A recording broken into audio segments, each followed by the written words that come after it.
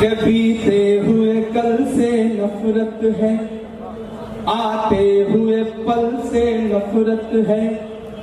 ان کو کبیر کے دوہوں سے غالب کی غزل سے نفرت ہے۔ سنیں گے ناظرین عمران رتا بری کی بہترین نظم۔ اس سے پہلے ایک اچھی بات سنتے ہیں، ہمیشہ ایسے شخص کو چنا کرو جو آپ کو عزت دے، کیونکہ عزت محبت سے کہیں زیادہ خاص ہوتی ہے۔ چلے پہلے سنتے ہیں عمران رتا بری کی نظم۔ تو آپ سے گزارش ہے ویڈیو کو لائک کیجیے اور چینل کو ضرور سبسکرائب کیجیے۔ کہ بیتے ہوئے کل سے نفرت ہے، آتے ہوئے پل سے نفرت ہے، ان کو کبیر کے دوہوں سے غالب کی غزل سے نفرت ہے۔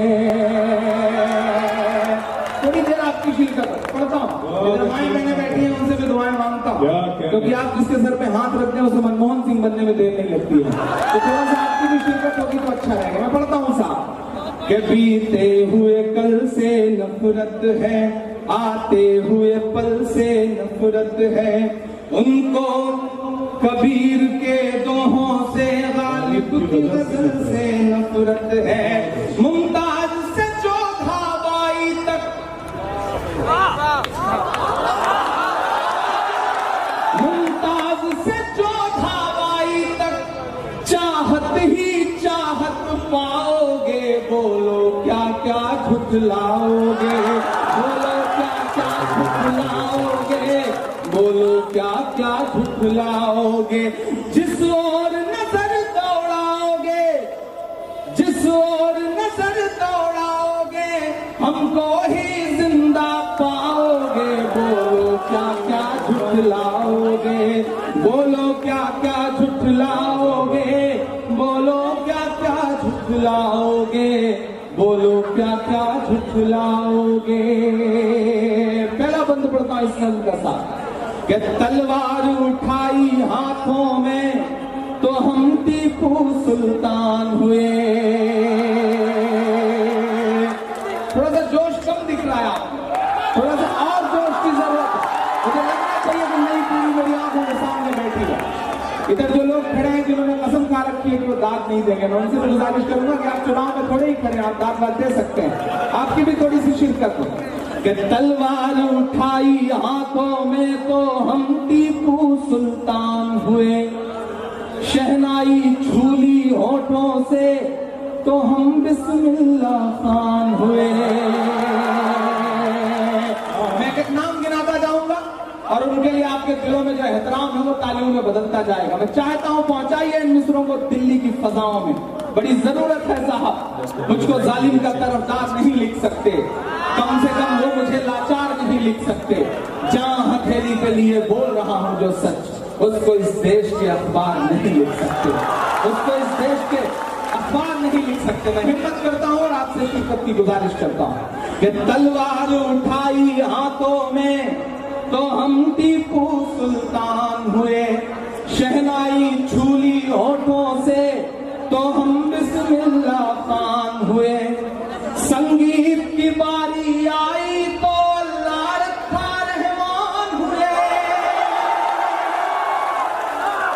سنگیت کی باری آئی تو اللہ رکھا رحمان ہوئے، سرحد کی حفاظت کی خاطر عبدالحمید عثمان ہوئے، سرحد کی حفاظت کی خاطر عبدالحمید عثمان ہوئے، جن کو جانا تھا چلے گئے،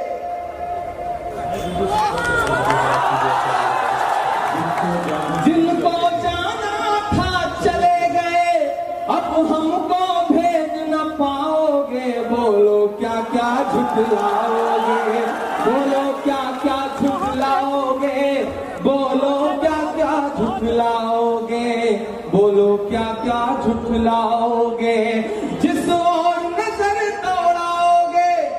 ہم کو پاؤ گے، بولو کیا کیا جھٹلاؤ گے، بولو کیا کیا جھٹلاؤ گے، بولو کیا کیا جھٹلاؤ گے۔ ناظرین عمران پرتاپ گری کی نظم سننے کے بعد آپ اپنی رائے میں کیا کہنا چاہتے ہیں وہ نیچے کمنٹ باکس میں ضرور بتائیں۔ آئیے دوستوں منتخب حدیث کتاب سے کچھ احادیث سنتے ہیں۔ حضرت ابو ہریرہ فرماتے ہیں کہ رسول اللہ صلی اللہ علیہ وسلم نے ارشاد فرمایا، مومن کے مرنے کے بعد جن اعمال کا ثواب اس کو ملتا رہتا ہے اس میں سے ایک تو علم ہے جو کسی کو سکھایا اور پھیلایا ہو، دوسرا صالح اولاد ہے جس کو چھوڑا ہو، تیسرا قرآن شریف ہے جو میراث میں چھوڑ گیا ہو، چوتھا مسجد ہے جو بنایا گیا ہو، پانچواں مسافر خانہ ہے جس کو اس نے تعمیر کیا ہو، چھٹا نہر ہے جس کو اس نے جاری کیا ہو، ساتواں وہ صدقہ جس کو اپنی زندگی اور صحت میں اس طرح دے گیا ہو کہ مرنے کے بعد اس کا ثواب ملتا رہے، مثلا وقف کی شکل میں صدقہ کر گیا ہو۔ حضرت انس رضی اللہ عنہ فرماتے ہیں کہ آپ صلی اللہ علیہ وسلم جب آپ کوئی بات ارشاد فرماتے تو اس کو 3 مرتبہ دہراتے تاکہ اس بات کو سمجھ لیا جائے۔ فائدہ مطلب یہ ہے کہ جب آپ صلی اللہ علیہ وسلم کوئی اہم بات ارشاد فرماتے تو اس بات کو 3 مرتبہ دہراتے تاکہ لوگ اچھی طرح سمجھ لیں۔ حضرت عبداللہ رضی اللہ عنہ فرماتے ہیں کہ رسول اللہ صلی اللہ علیہ وسلم نے ارشاد فرمایا، قرآن سیکھو اور لوگوں کو سکھاؤ، علم سیکھو اور لوگوں کو سکھاؤ، فرض احکام سیکھو اور لوگوں کو سکھاؤ، کیونکہ میں دنیا سے اٹھا لیا جاؤں گا اور علم بھی عنقریب اٹھا لیا جائے گا۔ یہاں تک کہ 2 شخص ایک فرض حکم کے بارے میں اختلاف کریں گے اور علم کے کم ہو جانے کی وجہ سے کوئی ایسا شخص نہیں ملے گا جو ان کو اس فرض حکم کے بارے میں صحیح بتا دے۔ حضرت عبداللہ سنحی رضی اللہ عنہ روایت کرتے ہیں کہ رسول اللہ صلی اللہ علیہ وسلم نے ارشاد فرمایا، جب مومن بندہ وضو کرتا ہے اور اس دوران کلی کرتا ہے تو اس کے منہ کے تمام گناہ دھل جاتے ہیں، جب وہ ناک صاف کرتا ہے تو ناک کے تمام گناہ دھل جاتے ہیں، جب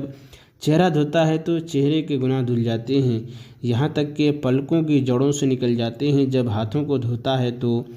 ہاتھوں کے گناہ دھل جاتے ہیں، یہاں تک کہ ہاتھوں کے ناخنوں کے نیچے سے نکل جاتے ہیں، جب سر کا مسح کرتا ہے تو سر کے گناہ دھل جاتے ہیں، یہاں تک کہ کانوں سے نکل جاتے ہیں، اور جب پاؤں دھوتا ہے تو پاؤں کے گناہ دھل جاتے ہیں، یہاں تک کہ پاؤں کے ناخنوں کے نیچے سے نکل جاتے ہیں۔ پھر اس کا مسجد کی طرف چل کر جانا اور نماز پڑھنا اس کے لیے مزید فضیلت کا ذریعہ ہو جاتا ہے۔ ایک دوسری روایت میں ہے، حضرت عمرو بن ابسہ سلمی رضی اللہ عنہ فرماتے ہیں کہ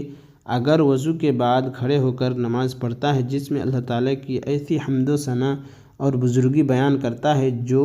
ان کی شان کے لائق ہے، اور اپنے دل کو تمام فکروں سے خالی کر کے اللہ تعالیٰ کی طرف متوجہ رہتا ہے، تو یہ شخص نماز سے فارغ ہونے کے بعد اپنے گناہوں سے ایسا پاک صاف ہو جاتا ہے جیسا کہ آج ہی ان کی ماں نے اس کو جنا ہو۔ حضرت ابو امامہ رضی اللہ عنہ روایت کرتے ہیں کہ رسول اللہ صلی اللہ علیہ وسلم نے ارشاد فرمایا، جو آدمی نماز کے ارادے سے وضو کرنے کے لیے اٹھتا ہے پھر اپنے دونوں ہاتھ گٹھوں تک دھوتا ہے تو اس کے ہتھیلیوں کے گناہ پانی کے قطرے کے ساتھ ہی جھڑ جاتے ہیں، پھر جب کلی کرتا ہے، ناک میں پانی ڈالتا ہے اور ناک صاف کرتا ہے